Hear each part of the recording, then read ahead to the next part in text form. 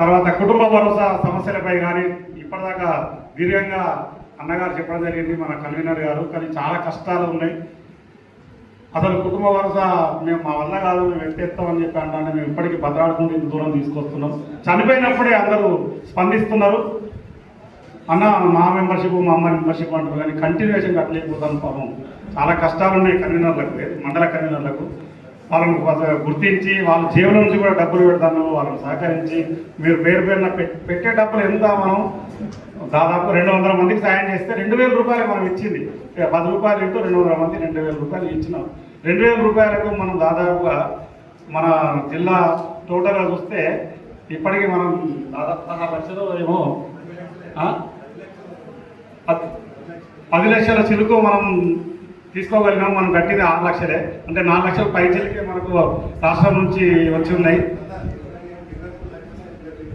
23 లక్షలు మనకు వచ్చినాయి. మనం 12 లక్షలు కట్టినాం. అంటే 50% మనం కట్టినాం. 100% డబ్బులు తీసుకొని, అంటే రాష్ట్ర కమిటీ నుంచి ఇంకా మనం ఎక్కువ మొత్తమే తీసుకొని ఉన్నాం. కానీ మనం ఇంకా వెనుక, అంటే మన జిల్లానే మొదటి నుంచి పేరున్నది. అసలు రాష్ట్రంలో జనగాం జిల్లా అంటేనే ఒక నెంబర్ 1 ఉంటుండే.